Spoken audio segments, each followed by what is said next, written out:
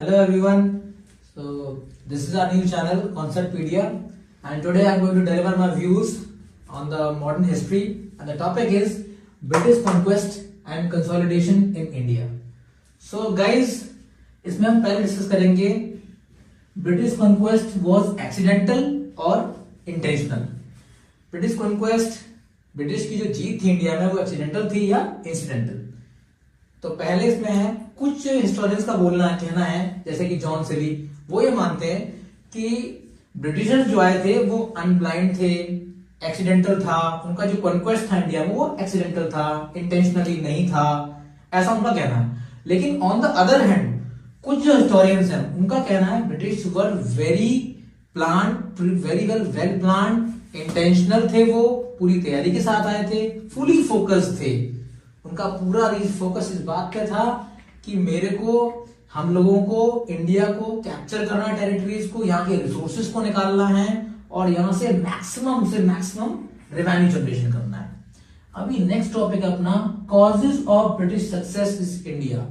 क्या कारण थे, what were the exact causes which were responsible for the conquest of British in India. First one is your superior army, military and strategy. तो British क्या use करते थे, British better weapons use कर सकते, जैसे मस्केट गन्स, कैनन्स. और क्या था, ये प्लस पॉइंट था, उनकी रेंज ज्यादा थी. जो गन्स और वेपन्स थे, जो तोप थी, कैनन्स, उनकी रेंज ज्यादा थी.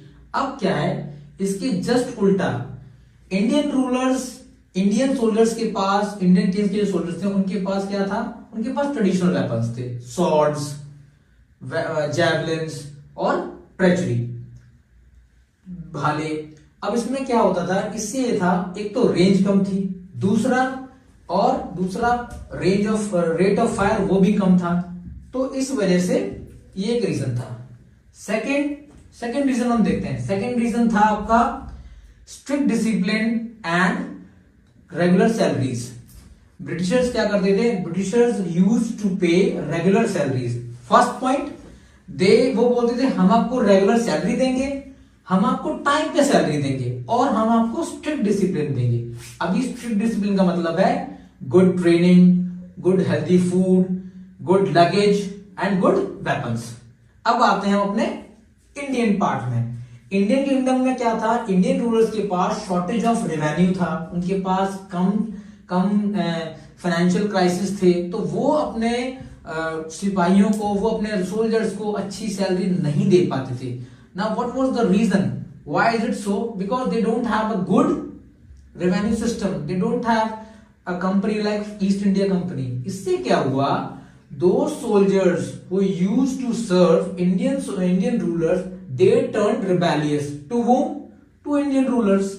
और वो क्या हो गया, वो जाके ब्रिटिशर्स को मिल गए. थर्ड रीजन आता है आपका सबसे पहले civil discipline and fair selection system. Fair selection के अंदर आता है आपका क्या था, देखिए दो चीज थी. एक, जो ब्रिटिश ऑफिसर्स और ब्रिटिश सोल्जर्स थे, वो दो चीजों में सेलेक्ट होते थे. एक, first one ability and second one is your skill set. वो ऐसे सेलेक्ट नहीं हो जाते थे, वो एबिलिटी के पास ऊपर और स्किल सेट के ऊपर एग्जाम दे करके फिर सेलेक्ट होते थे.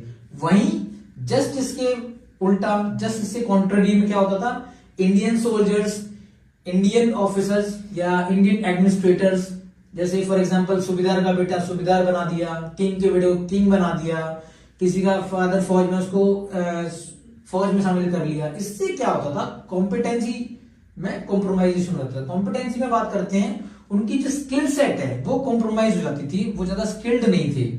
और दूसरी चीज, वो लोग अपने पर्सनल इंटरेस्ट के लिए इंडियन रूलर्स और इंडियन किंग्स के लिए क्या हो जाते थे, रिबेलियस, या उनको धोखा देते थे. अब आता है फोर्थ पॉइंट. फोर्थ रीजन क्या था, good front line leadership and second line leadership. Friends, यहां बात करते हैं फ्रंट लाइन लीडरशिप की. किसके कॉन्टेक्स्ट में, ब्रिटिश के कॉन्टेक्स्ट में. ब्रिटिश के पास बहुत अच्छे टॉप लेवल के लीडर्स थे, जैसे कि sir Robert Clive, Warren Hastings, Elphinstone, Dalhousie. अब बात करते हैं सेकंड लाइन लीडरशिप की, सेकेंडरी लीडरशिप में आते हैं ऐसे ऑफिसर जो इस रैंक में आते हैं. फॉर एग्जांपल लेफ्टिनेंट, कर्नल और मेजर. इसमें आते हैं आपके सर एयरकाइट, उसके बाद में लॉर्ड लेक, उसके बाद में आर्थर वेलेस्ली। तो ये आते हैं आपके सेकेंडरी लीडरशिप में। अब इंडियन कॉन्टेक्स्ट में बात करते हैं, इंडिया में भी, इंडिया की तरफ से भी गुड लीडर्स थे जो टॉप लाइन में आते थे। माधवराव सिंधिया, यशवंतराव होलकर, टीपू सुल्तान और हैदर अली एक्सेट्रा। अभी क्या था, कहां जो इंडियन रूलर्स मात खा रहे थे वो था सेकेंडरी लीडरशिप में। सेकेंडरी लीडरशिप में हमारे पास कोई भी अच्छा लीडर नहीं था जो फौज को या अपने ट्रूप्स को लीड कर सके। एक ये रीजन हो गया। नेक्स्ट क्या था, फिफ्थ रीजन है आपका फाइनेंशियल बैकअप। देखिए किसी भी वॉर के लिए, किसी भी कॉन्क्वेस्ट या एनेक्सेशन के लिए बहुत मेजर रोल प्ले करता है क्या, फाइनेंस। अभी क्या था, ईस्ट इंडिया कंपनी अच्छा रेवेन्यू जनरेट कर रही थी, कहां से, इंडिया से। दूसरी बात, इंग्लैंड का वर्ल्ड ट्रेड से अच्छा जनरेशन, अच्छा रेवेन्यू आ रहा था, जिसकी वजह से क्या हो रहा था, वो लोग तीन चीज प्रोवाइड करवा पा रहे थे, किसको, ब्रिटिश फोर्सेस को। पहला मैन पावर, दूसरा मटेरियल, तीसरा मनी। और ये तीनों ही चीजें जरूरत होती है किसी भी वॉर को या किसी भी कैंपेन को जीतने के लिए। और लास्ट रीजन है आपका, जो बहुत इंपॉर्टेंट रीजन है, वो है आपका materialistic vision.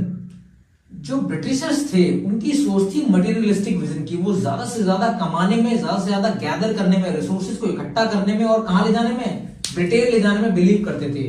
Where as on the contrary, इसके just opposite, Indian rulers, Indian people, Indian troops, उनकी ऐसी कोई सोच नहीं थी। उनका ये था कि हाँ हम आपस में ठीक है, यहां ठीक है। और एक चीज और थी, वो आपस में लड़ते रहते थे।